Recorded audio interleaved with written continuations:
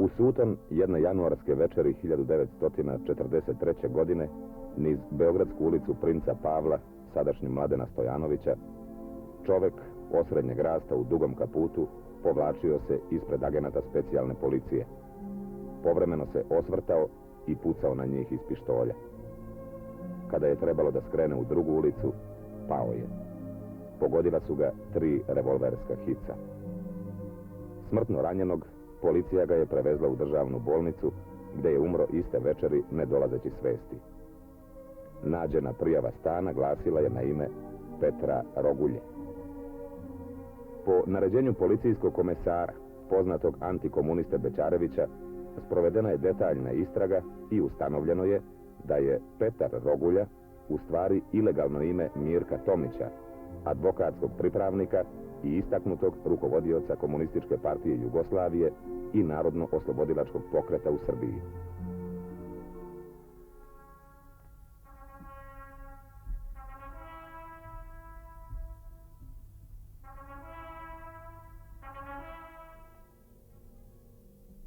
Mirko Tomić rodio se u Parcanima kod Kruševca 19. aprila 1909. godine kao 8. dete u porodici uglednog domaćina Miladina Tomića.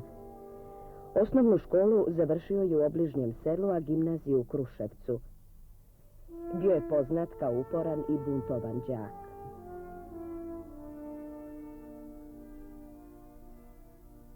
U novoj studentskoj sredini Mirko Tomić se vrlo brzo priključio studentskom pokretu. 1931. godine bio je jedan od osnivača studentske zadruge Samopomoć, koja je obezbeđivala poslove siromašnim studentima. Raznosio je mleko i druge namirnice po imućnim kućama. Tako se upoznao i sa profesorom pravnog fakulteta Dragoljubom Jovanovićem. Ovo poznanstvo bilo je od presudnog značaja za Tomićevu političku aktivnost na univerzitetu. Brzo je uočio Dragoljub Jovanović da bi ovaj mladi čovek mogao biti od velike koristi kao pristalica zemljoradničke stranke na Beogradskom univerzitetu. Uskoro je Tomić postao jedan od organizatora te stranke među studentima. Kralj Aleksandar uviđa razvoj i jačanje političke krize posle uvođenja poznate 6. januarske diktature 1929. godine. Radi toga 6. septembra 1931. godine donosi ustav kojim predviđa uvođenje predstavničkih tela. Mere demokratizacije su samo prividne. Kralj i dalje zadržava svu vlast. Na skupštinskim izborima koji se održavaju samo je jedna režimska lista čiji je nosilac Petar Živković. Međutim, i ovi izbori pokazuju ozbiljne pukotine postojećeg režima koji je izazvao veliko nezadovoljstvo naroda kao i ekonomska kriza koja je zahvatila jugoslovensku privredu još od početka 1930. godine. Ta kriza naročito se osjećala u poljoprivredi, ali zahvata i druge grane proizvodnje. Krajem 1931. godine u Jugoslaviji je bilo 300.000 nezaposlenih radnika. Dozvoljen je rad građanskih stranaka koje su bile ukinute 1929. godine proširenim zakonom o zaštiti javne bezbednosti i poretka u državi. Postepeno oživljava i rad studentskih organizacija na Beogradskom univerzitetu. Mirko Tomić, kao član zemljoradničke stranke, potpisnik je zahteva kojim se traži osnivanje studentskog društva Selo. Izabran je za predsjednika. Jedan je od stvaralaca pravila i ostalih dokumenata ovog društva.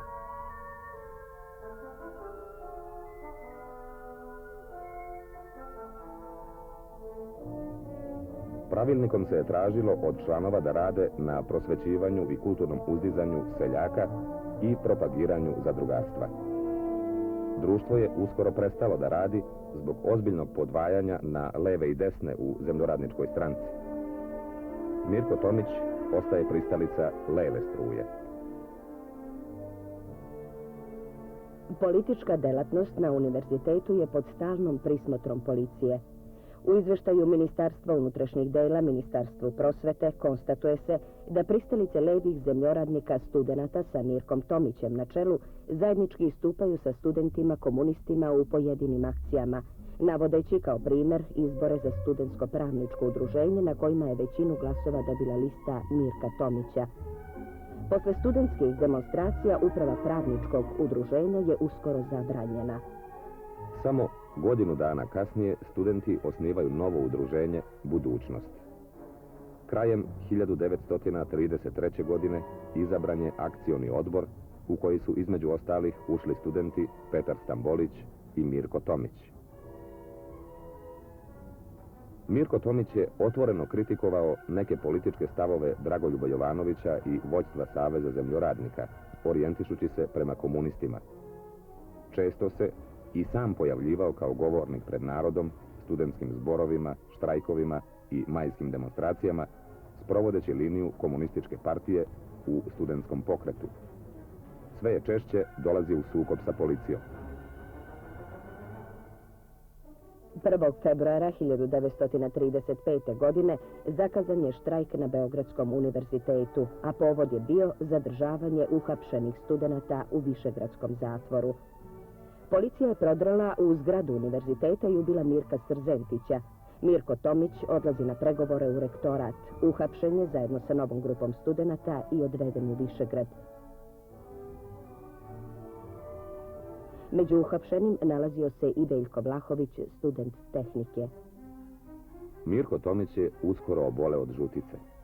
Posle mjesec dana pušten je iz logora i proteran u svoje selo u Parcan. Kažnjen je i 5-godišnjom zabranom povratka u Beograd. Na selu se ipak nije dugo zadržavao. Vratio se u Beograd u jeku najjače predizborne aktivnosti pred petomajske izbore 1935. godine. Raspisivanje izbora za Narodnu skupštinu izazvalo je opšti porast političke aktivnosti građanskih stranaka. Stvorena je udružena opozicija u koju su ušle Seljačko-demokratska koalicija, Demokratska stranka, Jugoslovenska muslimanska organizacija i jedan deo radikalne stranke. Mirko Tomić, zajedno sa Dragoljubom Jovanovićem, govori na zborovima u Srbiji i Vojvodini.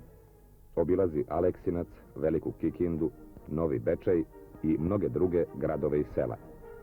Na zborovima istupa kao pristalica levih zemljoradnika.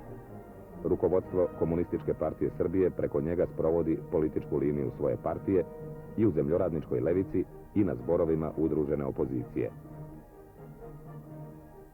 Policija je često zabranjivala zborove na kojima je govorio Mirko Tomić.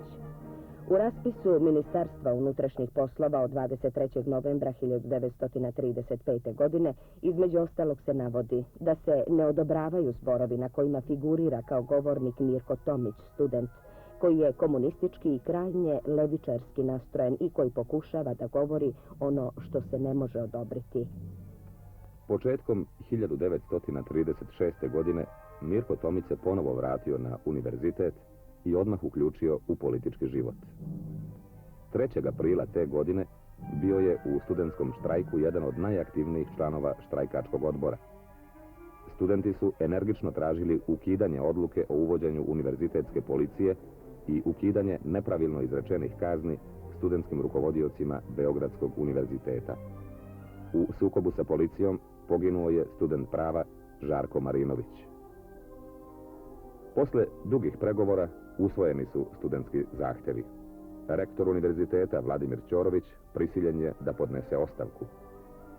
Tako je generalni štrajk studenata u Beogradu, kao i na Zagrebačkom i Ljubljanskom univerzitetu, završen sa potpunim uspehom, braneći na taj način slobodu univerziteta. Na splitskom plenumu koji je održan jula 1935. godine pod neposrednim rukovodstvom Blagoja Parovića, organizacionog sekretara Centralnog komiteta Komunističke partije Jugoslavije, detaljno je razrađen program o stvaranju Narodnog fronta u zemlji. U to vreme Mirko Tomić proširuje svoj rad i van univerziteta. Pred opštinske izbore 1936. godine ponovo istupa po Vojvodini i Srbiji. Govori na zborovima u Valjevu, Jagodini i drugim mestima, sprovodeći liniju komunističke partije na stvaranju Narodnog fronta. 24. maja te godine policija je pokušala da rasturi zbor u Kruševcu. Popularnost Mirka Tomića i raspoloženje naroda da sluša ovog vrsnog govornika osujetilo je nameru policije. Zbor je održan. Iako je još od 1933. godine izvršavao partijske zadatke, smatra se da je Mirko Tomić postao član Komunističke partije Jugoslavije 1935. godine. Bio je na direktnoj vezi viših partijskih foruma. 1936. godine dobija specijalne zadatke od Centralnog komiteta Komunističke partije Jugoslavije. Stalno održava vezu sa sekretarom Pokrajinskog komiteta za Vojvodinu. Tada je dobio i partijsko ilegalno ime Zemljić.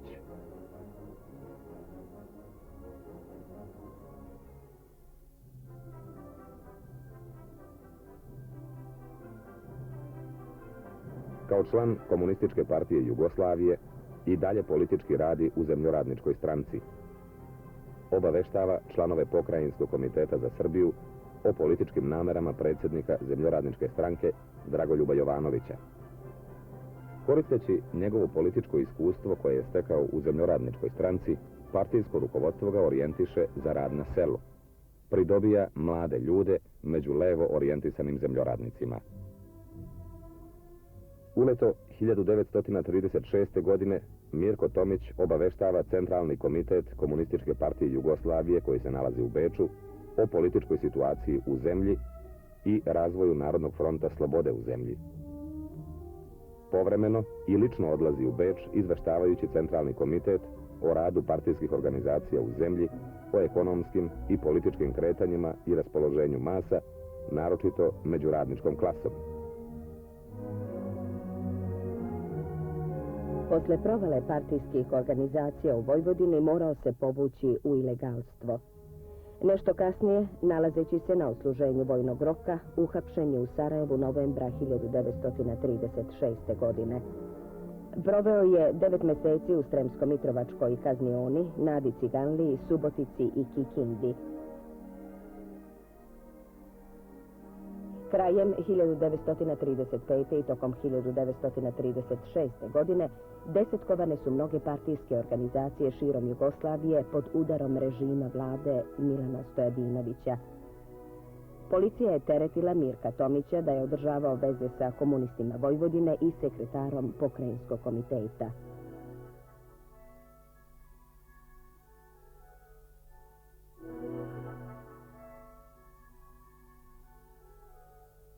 Iz zatvora piše svom starom partijskom prijatelju i poznaniku predsjedniku Zemljoradničke stranke Dragoljubu Jovanoviću i traži od njega da ga brani na sudu.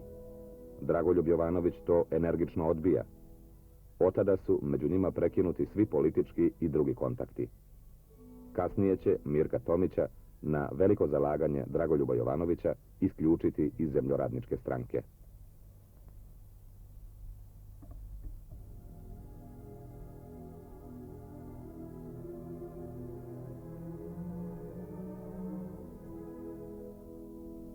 Posle 9-mesečnog zatočeništva, Mirko Tomić je oslobođen optužbe usled nedostatka dokaza.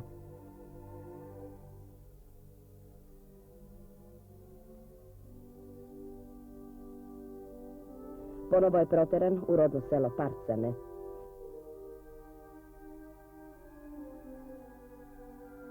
Saznavši da bi uskoro mogao biti ponovo uhapšen, odlazi u Beograd. Jedno vreme je bio u potpunoj ilegalnosti. Postao je profesionalni partijski radnik. 1938. godine diplomirao je na Pravnom fakultetu.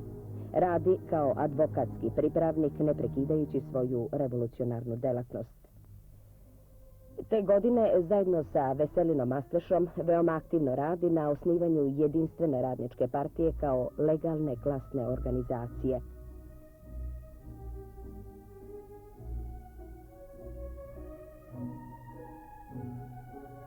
Na sastanku inicijativnog odbora Jedinstvene radničke partije formiran je komitet. Mirko Tomić je zadužen za rad na selu. Kooptiran je i u mesni komitet Komunističke partije Jugoslavije za Beograd. Uleto 1939. godine izabrano je partijsko povereništvo za Beogradski okrug. Mirko Tomić je ponovo zadužen za rad na selu. Obilazi mnoga sela u Beogradskom okrugu i ostalim delovima Srbije, stvara nove punktove i partijske organizacije i primjerom nesebičnog zalaganja pridobija mnoge mlade ljude, primajući ih u članstvo partije i skoja.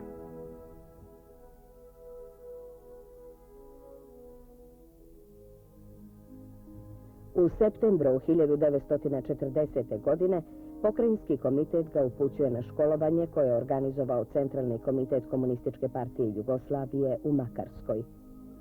Posle završenog školovanja provodi zimu i prve prolećne dane u Beogradu, prenoseći nesebično novo stečeno znanje na mlađe kadrove po partijskim i drugim organizacijama.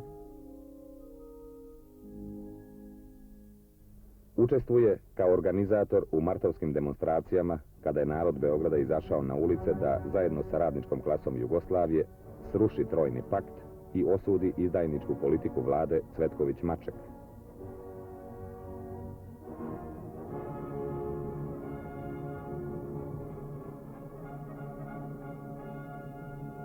Posle 20-godišnjih progona, tamnovanja i rada u dubokoj ilegalnosti, komunisti Jugoslavije izašli su zajedno sa narodom na ulice gradova i sela, uzimajući tako zajedničku sudbinu u svoje ruke, žigošući izdaju nacionalne buržoazije i svih dotadašnjih režima. Samo 2 dana kasnije, 29. marta, održano je na Čukarici partijsko savjetovanje koje je organizovao Pokrajinski komitet za Srbiju. Ovom skupu prisustvovao je i generalni sekretar Komunističke partije Jugoslavije Josip Broz Tito, koji je dao ocenu novonastale političke situacije u zemlji i postavio nove zadatke pred komuniste. Posle ovog savjetovanja Mirko Tomić odlazi u Kosmajski i Temnički srez da upozna komuniste sa donesenim odlukama i novonastalom situacijom u zemlji.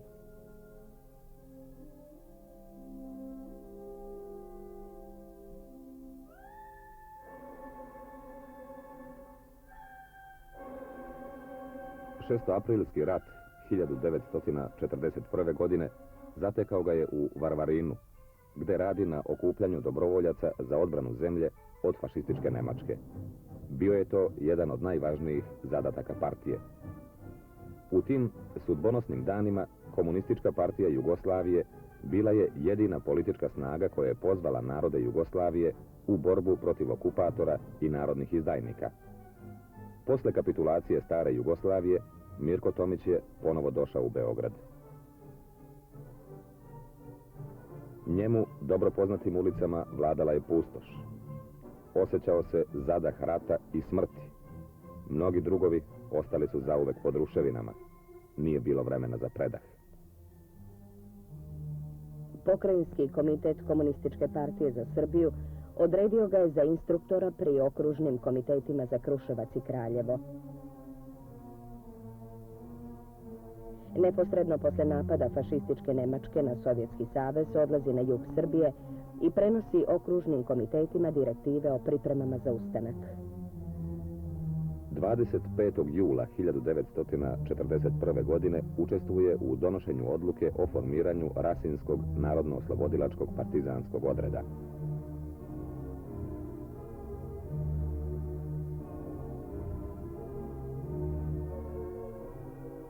U drugoj polovini avgusta odlazi na kraljevačko područje.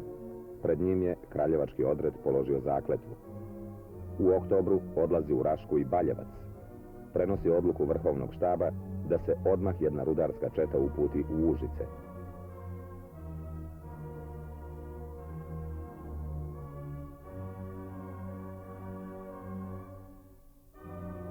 Beogradska specijalna policija traga za komunistima.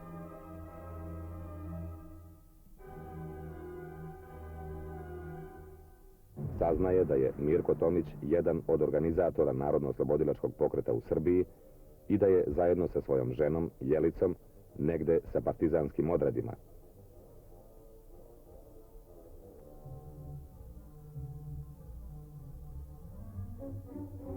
Uskoro, krajem oktobra, postao je član glavnog Narodno-oslobodilačkog odbora za Srbiju. Sekretar odbora je Petar Stambolić, njegov stari drug i poznanik iz studentskih dana.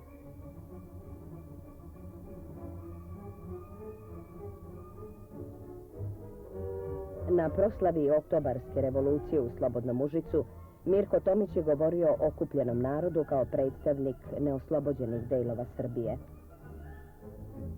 Dolazim u ime onog dela Srbije koji još nije oslobođen, ali koji zna da to oslobođenje nije više daleko. Oslanjajući se na sopstvene sile, mi polažemo veliku nadu i u vas na oslobođenom području. Jedan deo oficira koji su 6. aprila izdali stvar našeg naroda, sada opet okreće oružje protiv svog naroda. Jedini lek protiv toga jeste da po svaku cenu pojačamo jedinstvo srpskog naroda.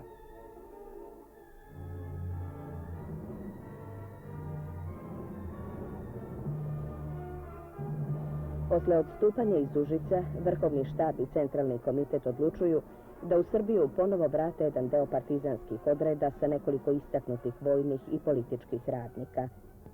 Najstariji među njima je Mirko Tomić, član glavnog štaba partizanskih narodno-oslobodilačkih odreda za Srbiju i član Pokrajinskog komiteta.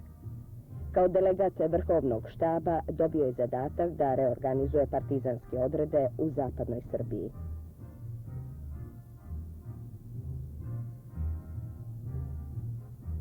Početkom decembra 1941. godine prešli su preko Zlatibora i Tare u zapadnu Srbiju.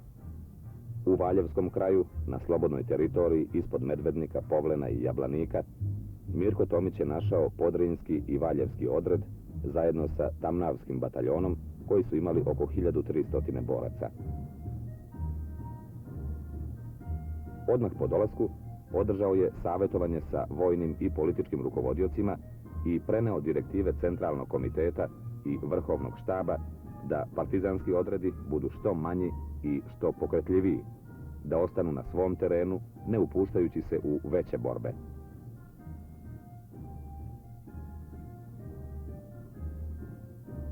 Na sastanku okružnog komiteta zaključeno je da je potrebno što pre uspostaviti veze sa Valjevskom partijskom organizacijom, a preko nje i sa Pokrajinskim komitetom za Srbiju. Da se učvrste partijske organizacije u odredima i pojača politički rad sa seljacima radi efikasnijeg razobličavanja četnika Draže Mihajlovića kao najveće krivca za bratoubilački rat.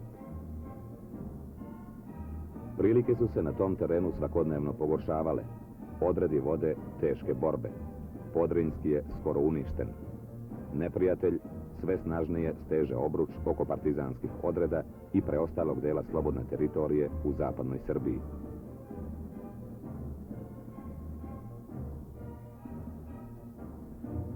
29. januara 1942. godine Mirko Tomić je ponovo sazvao savjetovanje. Odlučeno je da se privremeno napusti slobodna teritorija, odredi krenu različitim pravcima, da bi se na taj način neprijateljske snage razvukle po širini od Drine do Rudnika. Pokret je izvršen u 2 kolone. Usled neravnomernog kretanja i usputnih borbi, odredi se nisu sreli na zakazanom mestu. Prostor za manevrisanje sve se više sužavao. Veze sa Centralnim i Pokrajinskim komitetom su pokidane. Rukovodstvo Valjevskog odreda odlučuje da pređe u istočnu Bosnu. U zapadnoj Srbiji ostaje samo Suvoborski odred sa kojim je i Mirko Tomić. Svakodnevne borbe sa mnogostruko nadmoćnim neprijateljem, niske temperature i visoki snegovi, glad i nedostatak obuće i odeće izbacuju sve veći broj boraca iz borbenog stroja. Sve su duže kolone ranjenih, obolelih i promrzlih. Početkom marta 1942. godine Suvoborski odred pokušava da se probije u Šumadiju, ali bezuspešno. Sa preostalih 70 boraca našao se u bezizlaznom položaju, opkoljen. Mirko Tomić predlaže da se pokuša sa ponovnim probojem u Šumadiju i dalje ka istočnoj Srbiji.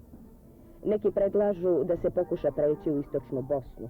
Više se nije imalo kuda. Posle teških marševa i borbi, Mirko Tomić zajedno sa Milenkom Milovanovićem dolazi u okolinu Ljiga.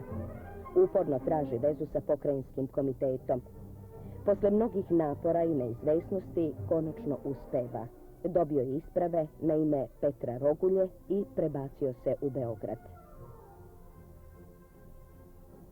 U to vreme je partijska organizacija Beograda podnosila teške gubitke. Martovskim provalama 1942. godine bila je skoro desetkovana. Pod tim okolnostima u dubokoj ilegalnosti U Beogradu su se našli na okupu tadašnji sekretar pokrajinskog komiteta Blagoje Nešković i članovi Mirko Tomić i Vasilije Buha. Uspjeli su da za kratko vreme zajedničkim naporima obnove mesni komitet i srede rad u partijskim organizacijama. Pošto u to vreme nije bio obnovljen glavni štab Narodno-oslobodilačkih odreda za Srbiju, Mirko Tomić je u ime ovog tela potpisivao direktive sve do jeseni 1942. godine. U proleće druge ratne godine pokreće u okupiranom Beogradu list Glas kao organ jedinstvenog Narodno-oslobodilačkog fronta za Srbiju.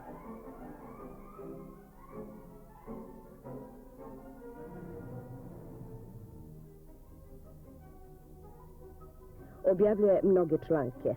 Jedan od najznačajnijih je objavljen pod naslovom Saradnja Draže Mihajlovića sa Nedićem i nemačkim okupatorom posle gubljenja slobodne teritorije u zapadnoj Srbiji. Apeluje na jedinstvo srpskog naroda, navodeći primjer jedinstva slovenačkog naroda okupljenog oko oslobodilne fronte. Između ostalog piše: Da bi naš narod postao ovako jedinstven, mora da uvidi da je danas glavni razbijač naše sloge baš sam Draža Mihajlović. Treba ga žigosati isto onako kao Nedića, Ljotića i Pećanca.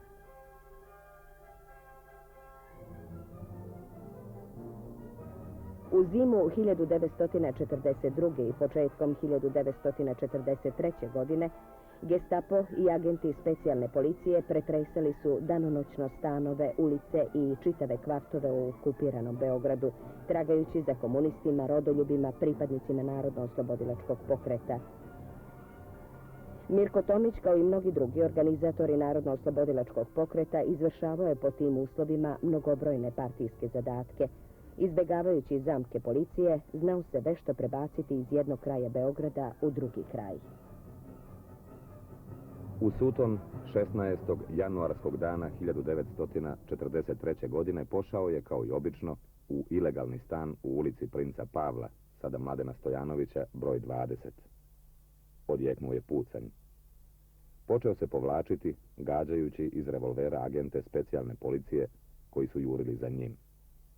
Pogodila su ga 3 revolverska hica. Pao je na pločnik. Bio je u dubokoj nesvesti. Agenti su ga, teško ranjenog, prevezli u bolnicu. U policijskim dokumentima ostalo je zapisano da je umro Mirko Tomić iste večeri, ne dolazeći s vesti, pod ilegalnim imenom Petar Rogulja.